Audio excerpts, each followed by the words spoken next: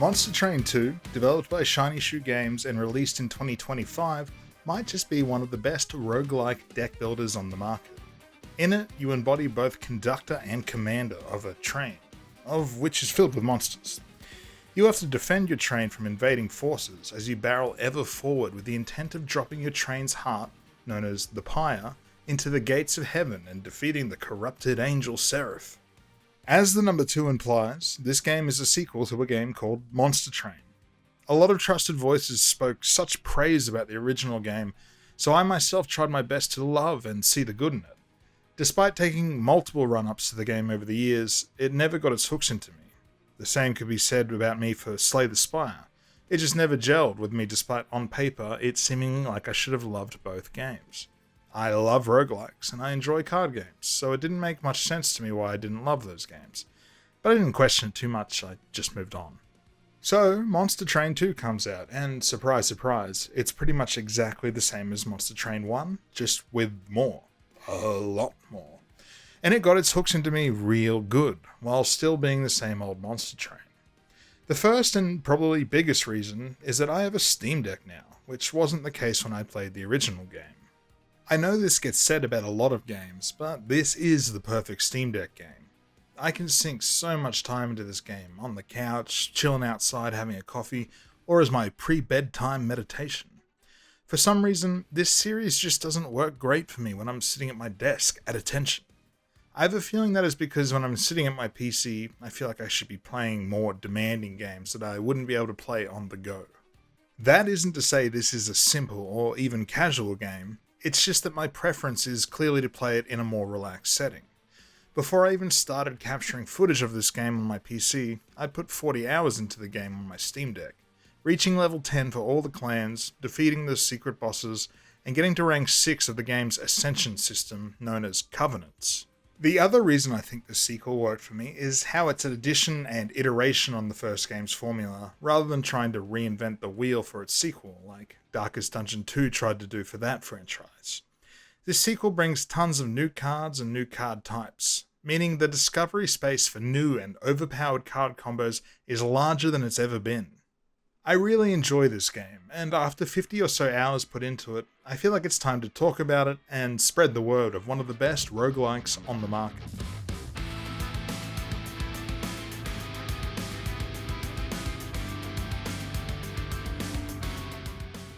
Monster Train 2 is played across 4 floors on your train, the top floor housing your Pyre Heart. If your Pyre Heart reaches 0, your run is over. You typically cannot play any cards on your Pyre floor, but if enemies reach that floor, your heart is able to fight back. Each card you play has a cost, known as Ember, that you'll have to manage as you play. The 3 main player currencies you have to spend in a battle are your Ember, the number of cards you can draw, and how much space you have on a given floor. Each unit has a size associated with them, so managing how many of which units you can fit on a floor is important. These currencies can be upgraded twice over a run, which one you pick will depend on what kind of strategy you're trying to achieve. The other 3 floors are yours to fill up with units to defend your train with. The game can be viewed as kind of a tower defense / auto battler, with you placing your units and them automatically fighting the enemy waves after you've ended your turn. Enemies normally enter from the bottom of the train and are going to work their way up to your Pyre Heart. You don't control your units directly, but there is a lot of strategy on what floor you place them and the order they're placed on a floor. Tanky units will go up the front, DPS or support units will go in the back.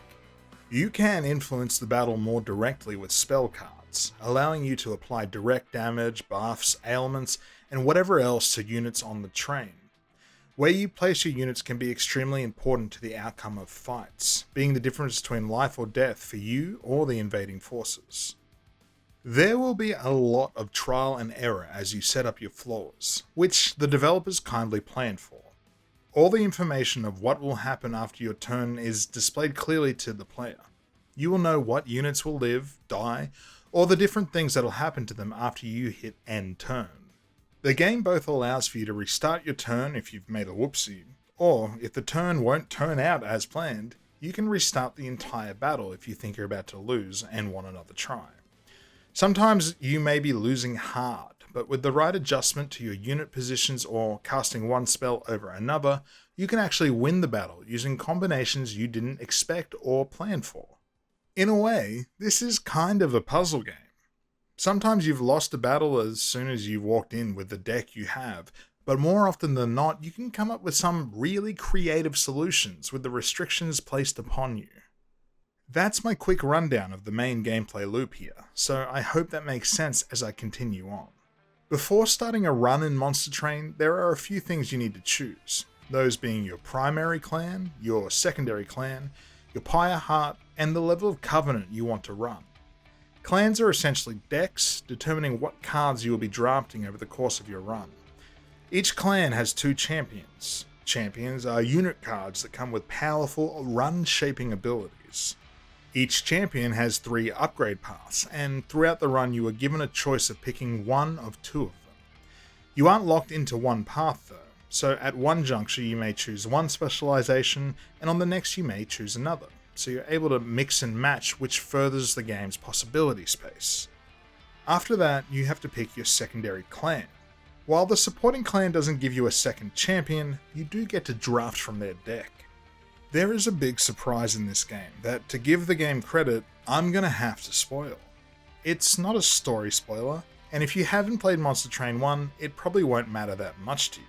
It's basically something they could have slapped on the back of a box as a selling point, but they chose to leave it as a surprise, so I feel like I should give you the warning.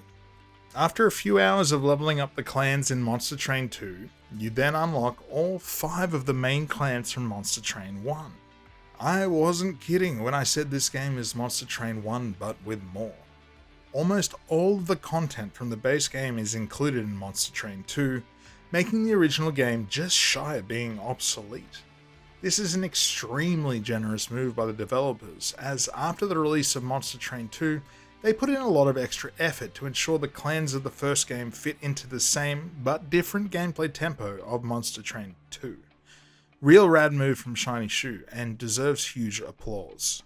Circling this back to choosing a secondary clan, this means that there are over 100 different variations of deck you can run, if you include the different champions and whatnot. A staggering large possibility space for different and interesting combos, which a game like this lives and dies on.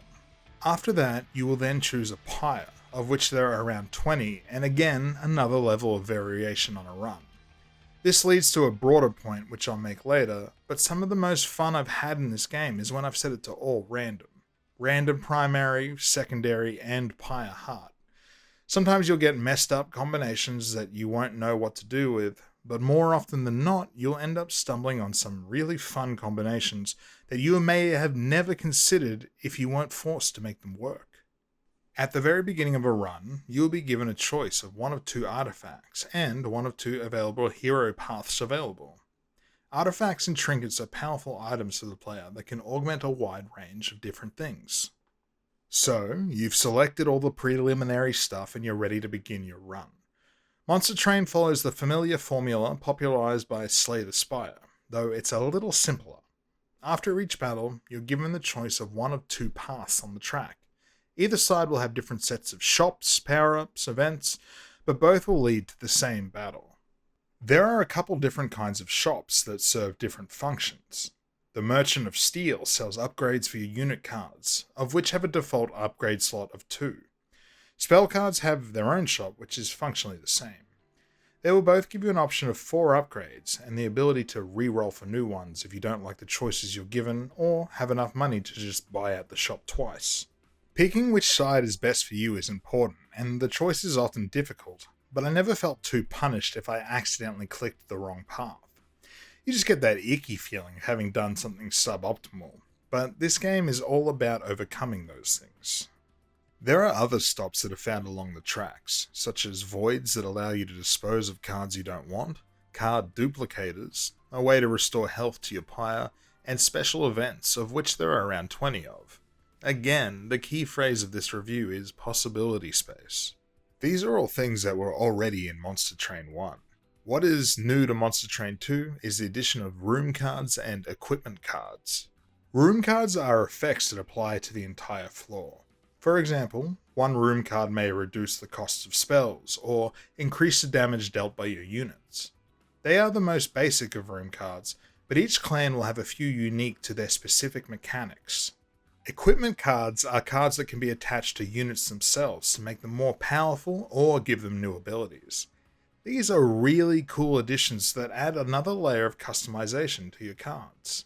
So, to quickly recap, a single unit can be augmented with up to 3 upgrades from shops, room cards, equipment cards, spell cards, and then whatever buffs and abilities that your units can give to each other. It honestly makes my head spin a bit, but it never feels overwhelming. It gives that feeling of even when you think you know it all, there is a combination of those factors that unlock a new level of power for your deck. A run consists of 8 battles, 3 of which are boss fights. Before each battle, you are able to take on extra modifiers to increase your reward. These are great because if you feel like you're really killing it in a run, you can add some additional challenge for additional reward. At no point though did it ever feel like I had to take on the challenge to have enough gold to make it through the run, but the way I play roguelikes is to say yes to every bit of extra difficulty. There is never a question. Always take the challenge of the mountain. I probably should have explained this earlier, but this game has an ascension system known as covenants. At first your goal is to beat the game on level 0, the default, then climb up to I believe the highest ranking being 10, though I'm unsure if there's anything beyond that. Each rank introduces new modifiers to make the run more difficult. If you manage to complete level 10, you can further test your deck in endless mode, in which every battle escalates the damage and health pools of the enemy you're facing. At a certain point in a run, you will have figured out your bread and butter combination of cards you want to set your floors up with. On lower covenant levels, you may be able to get away with this, but as you climb up the ranks, you'll be faced with unexpected enemy mix-ups that may just be a run killer. The enemy can apply a wide range of different effects or have their own sets of innate abilities, like the ability to attack twice, apply spikes to themselves that'll damage anyone who attacks, or reduce your unit's damage when you cast spells. I had a run where I was doing pretty well, strong tanks and powerful damage dealers at my command. It seemed like the run was solved and I was just coasting my way to the end. That was until I came up against enemies with Sweep, the ability that allows your attacks to hit all opponents on the floor. All of a sudden, my frontline tanks became worthless as my damage dealers had small health pools, and I didn't have many direct damage spells in my deck. I replayed the battle over and over again, but just couldn't find a way to defeat my enemy. I'm sure there was a way to win the battle, but I just wasn't able to find it and accepted my run was over. The wide variety of enemy mix-ups are a well-laid trap Monster Train 2 uses to press the advantage of player complacency. Like any good roguelike, the game has its way of lulling you into a feeling of godhood. I said this way back in my Risk of Rain 2 review, but if you ever get the feeling like you're untouchable, you are most likely only a few moments away from crushing defeat. To combat this, you are able to see almost all the information needed to make informed drafting decisions before you've begun the first battle of the run. This is a bit too hardcore for me to bother with, but it's good and necessary that that information is on display. There are 5 new clans added in Monster Train 2, and I found all of them to be pretty well designed. My 3 favorites were the Underlegion, Lazarus League, and the Lunar Coven. Underlegion are a fun mushroom clan where their main mechanic is spawning cute little mushroom men and applying debuffs to the enemy. Lazarus League are a kooky undead people that focus on weird science, reanimation, equipment grafting, and exploding units. The Lunar Coven are weird aliens that utilize the power of the moon to power up spells and units. The other 2 who I am less hot on are the Banished and the Pyreborn. The Banished are angels who excel at fighting up the front and rotating units around the board to maximum effect. The Pyreborn are dragons that apply fire debuffs and power themselves up with their hordes of gold. I'm not entirely sure whether it's aesthetics, mechanics, or a combination of both why I like some clans over another, but combined with the 5 original clans from Monster Train 1, There is something for everyone here. As I mentioned earlier, I enjoy this game the most when I'm playing all random. When I get a clan or combination of clans that I don't like, I grumble a bit, but I will play on rather than abandoning and starting a new run. This is where the true magic of Monster Train 2 lies. No matter what combination of starting clans, champions, and artifacts I find, I always end up uncovering a new way to play that I'd never considered before. I may occasionally get some bad RNG and have a bad run, but I was never having a bad time. Monster Train isn't a game that is concerned with controlling the player's power curve, giving you access to potentially broken combos before you've even unlocked anything.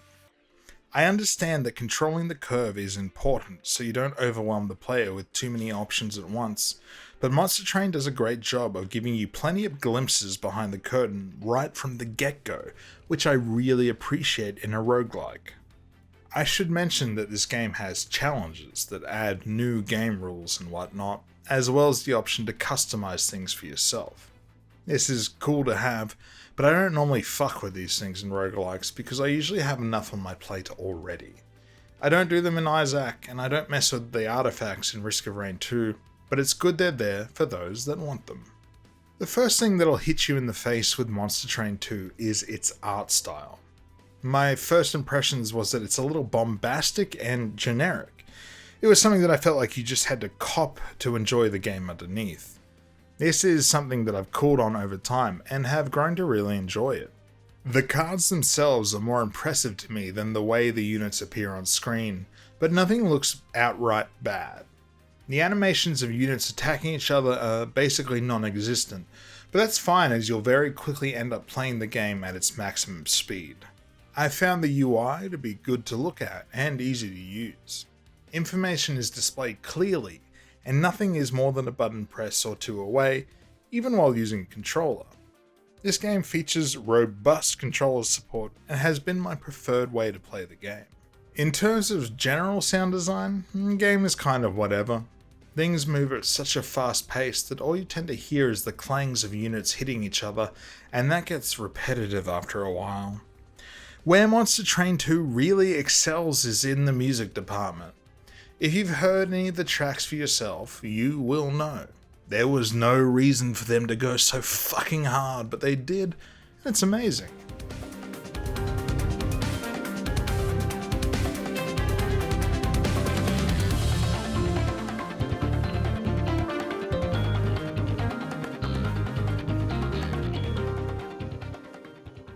It's like a blend of cool lounge tracks of Persona 5 and some symphonic metal and jazz that fits really well into the game.